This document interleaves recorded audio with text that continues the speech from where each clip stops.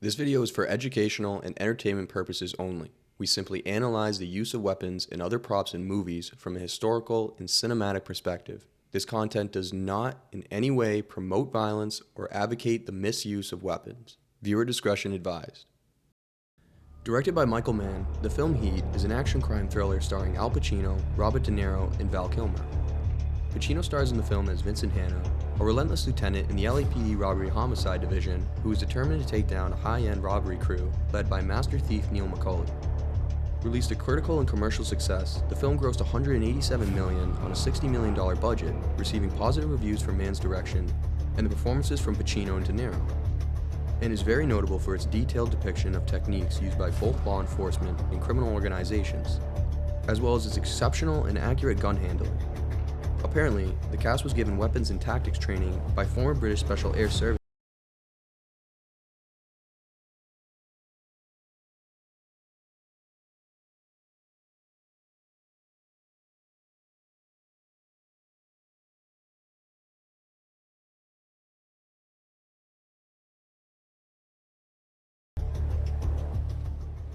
After being introduced to our movie's main protagonist, about 10 minutes in, we get to see our villains knock off their very first robbery of the film when they steal $1.6 million in bearer bonds from an armored truck, giving us some of the very first weapons used in the film.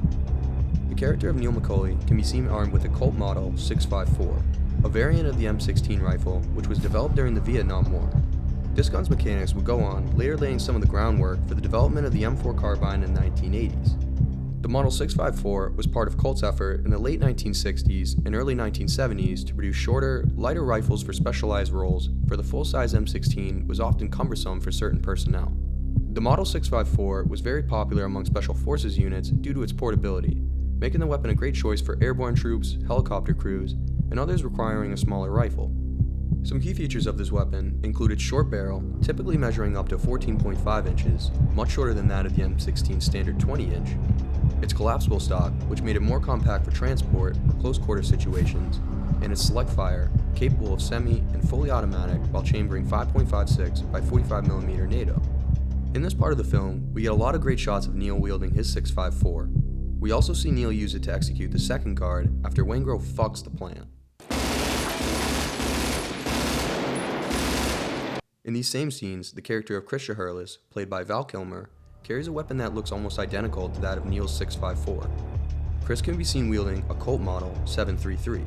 Another fascinating carbine variant, this compact selective fire rifle, also known as the Commando, was developed in the 1980s as Colt's response to the military and law enforcement demand for a short, maneuverable weapon that could still deliver rifle-level firepower.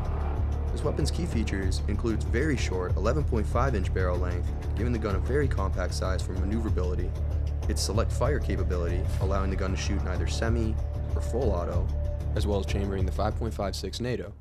Also in this scene, the character of Michael Sciarrito, played by Tom Sizemore, is using an FN FAL 50.61, which is a paratrooper model of the FAL specifically designed to be more compact and suited for airborne and mechanized infantry. Its most notable features include its ability to chamber the very powerful 7.62 by 51mm NATO, and its foldable stock, one of its defining features, which can collapse to the side of the rifle, a feature which makes it more compact, ideal for paratroopers, armored crews, and really just any troops needing a more maneuverable weapon. Sciarrito uses it to execute the third guard by shooting him twice in the chest and once in the head. A technique known as the Mozambique drill, or also the failure drill, is a firearms shooting technique designed for close quarters combat. Developed by shooting instructor Jeff Cooper after hearing about an incident during the Mozambican War of Independence in the 1960s. This technique is widely taught in military and law enforcement circles and is valued for its effectiveness in quickly neutralizing an assailant. The two shots to the chest aim to disable the target, while the headshot ensures the threat is definitively stopped if the torso shots are not immediately effective. This moment showcases the professionalism and ruthlessness of Neil McCauley's crew. They are highly trained, precise, and willing to take extreme measures to ensure their plan goes off without a hitch. They're good. Drop of a hat, these guys will rock and roll. Trejo, played by Danny Trejo, can be seen armed with a Norinco Type 56-1 while deploying the spike strip. The Norinco Type 56-1 is a Chinese-made variant of the AK-47 assault rifle. Essentially, they're just copies of the Soviet AK-47, adapted for Chinese use, and this specific variant is part of the Type 56 series. It uses a gas-operated rotating bolt mechanism similar to that of the AK-47 and chambers 7.62 by 39mm cartridges, the same as the original AK-47, providing effective performance in various combat scenarios.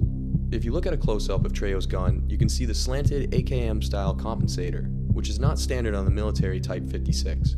However, manufacturers like Norinco and Poly Technologies added them onto their civilian rifles for export to the United States in the 1980s.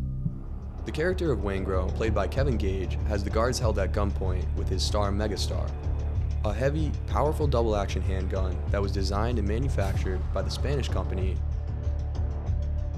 which is no longer in business. If you watch my Pulp Fiction video, you might remember that this is the same company that manufactured Juul's Star Model B. A notable feature of this gun is its ambidextrous, slide-mounted, safety decocker lever, allowing for fire from both lefties and righties.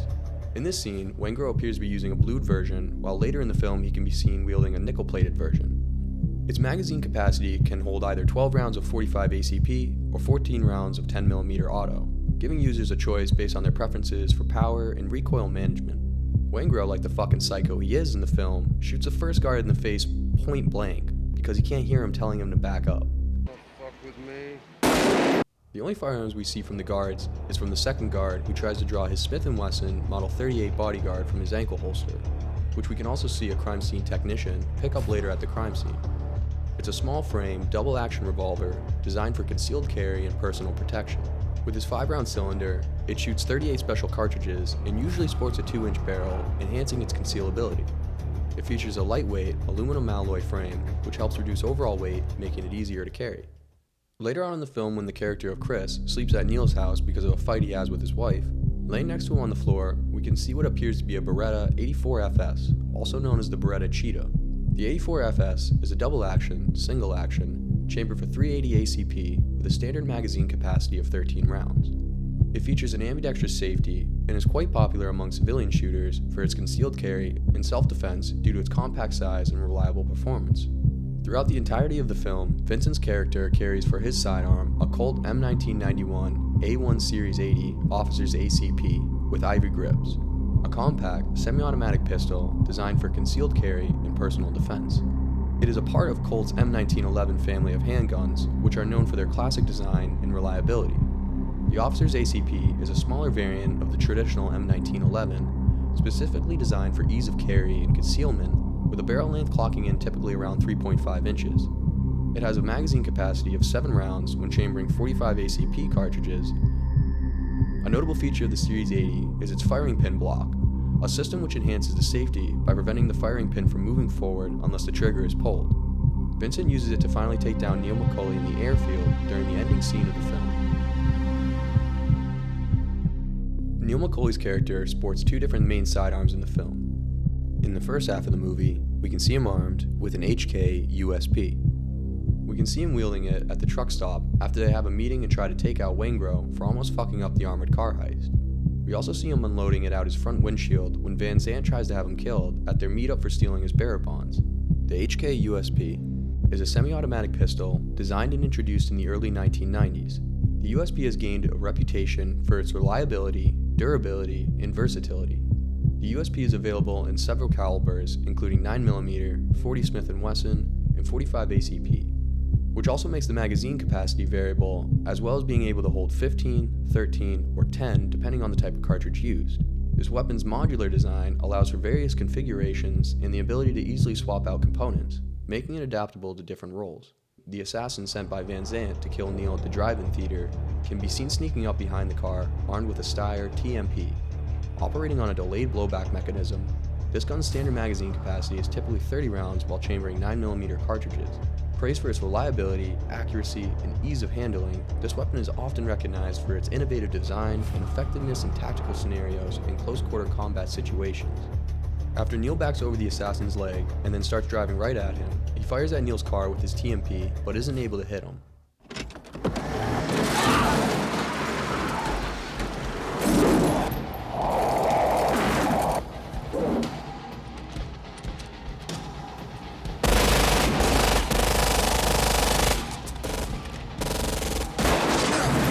Throughout the scene as well, the character of Chris, who is on top of one of the drive-in buildings, can be seen armed with an HK-91A2 with an attached bipod. The same weapon we can see his character holding in the poster. The HK-91A2 is a semi-automatic rifle based on the design of the HK G3 battle rifle, which was originally developed in the 1950s and has been used by many military forces worldwide. Chambered for the 7.62 by 51mm NATO, the 91A2 typically uses a 20-round box magazine, although 30-round mags are available. The gun has a reputation for its accuracy, reliability, and ruggedness, making it a respected choice in the semi-automatic rifle market. It's popular among civilian shooters, particularly sports shooting and hunting, as well as among law enforcement and military personnel in some regions. Chris uses it to shoot at the truck driver as he tries to escape the drop, and then back again at the assassin trying to kill Neil.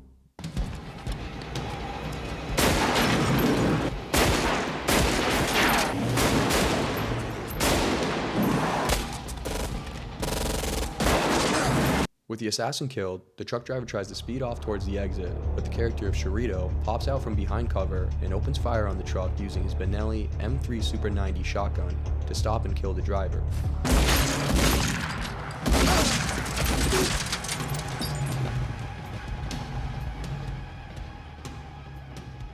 An Italian-made shotgun that offers both semi-automatic and pump-action operation, making it highly versatile and suitable for a variety of applications.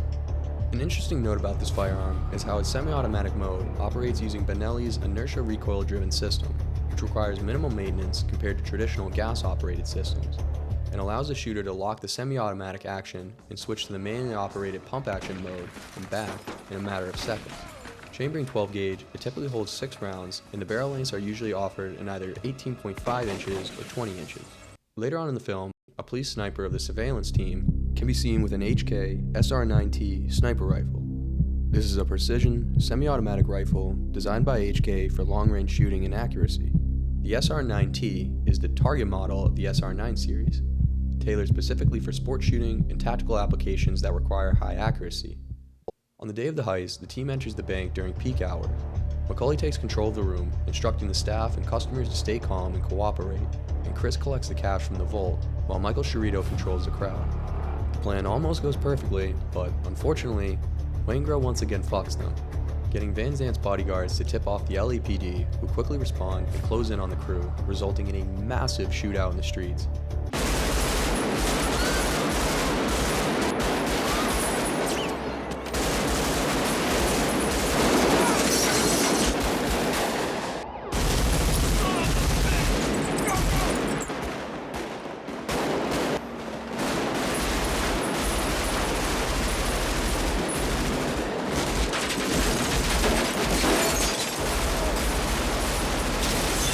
Chris and Macaulay are both wielding the Colt Model 733s again, absolutely unloading hundreds of bullets into cars and cops. Shirito's character in this scene uses an IMI Galil ARM Model 372, an Israeli assault rifle developed by Israeli Military Industries.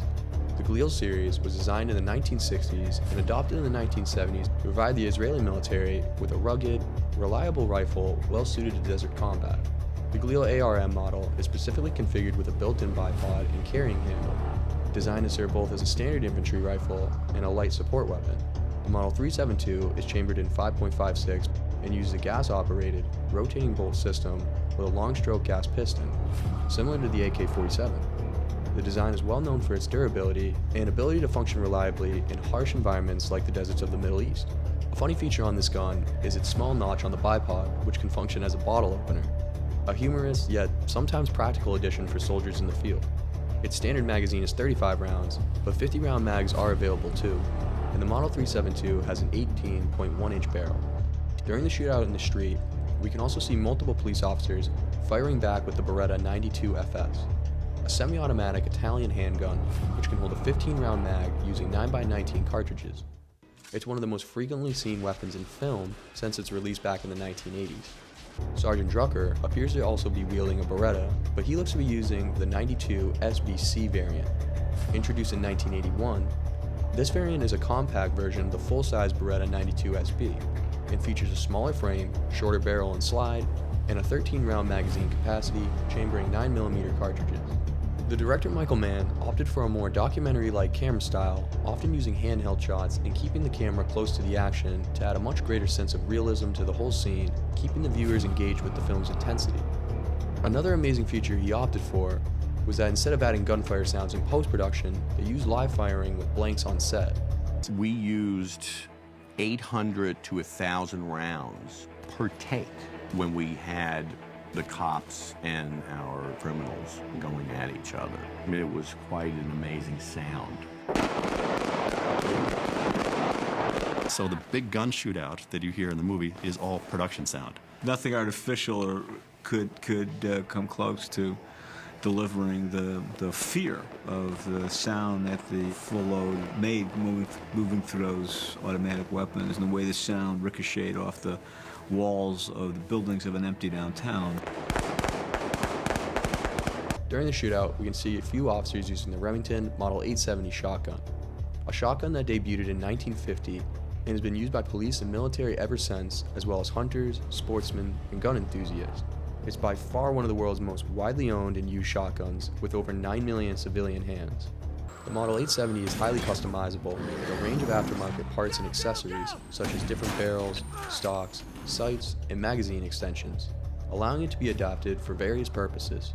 We also get a quick glance of other officers using the Mossberg 500, another popular and highly versatile pump-action shotgun manufactured by OF Mossberg & Sons since 1961 when it was introduced, and can also be highly customizable depending on its variation. Detective Castles is armed with an M16A2, a variant that was introduced in the 1980s to improve upon earlier models like the A1, and was used extensively by the US military. It remains one of the most iconic rifles in military history and influenced later designs. It has a heavier barrel compared to the M16A1, making it more durable and accurate at longer ranges. It's chambered in 5.56 by 45mm NATO and includes a 3-round burst mode instead of full auto, a feature that was intended to conserve ammunition and increase accuracy by controlling the number of rounds fired with each trigger pull. Another great feature of the M16A2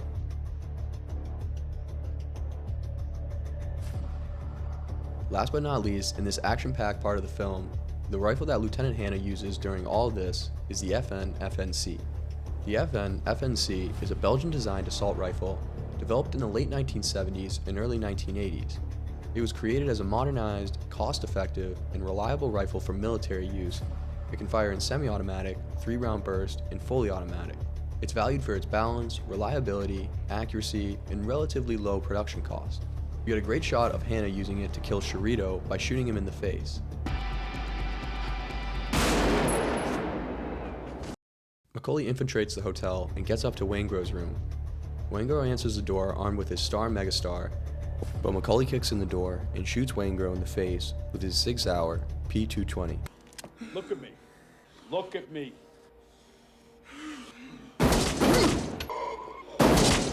That he armed himself with after dumping his USP. The 6-hour P220 is a high-quality, semi-automatic pistol introduced in the 1970s as a replacement for the Swiss Army's aging service pistols. The P220 was the foundation of 6 Hour's renowned P-Series pistols. Known for their reliability, accuracy, and solid construction, it most commonly chambers 45 ACP with a magazine capacity of 8 rounds. After Macaulay kills Waingro, SWAT sent for Macaulay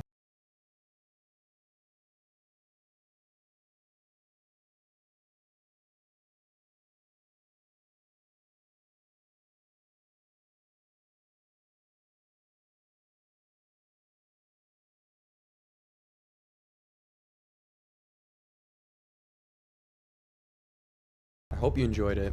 Don't forget to like and subscribe. Leave a comment of what your favorite firearm used in the film was, and hopefully we'll see you in the next one.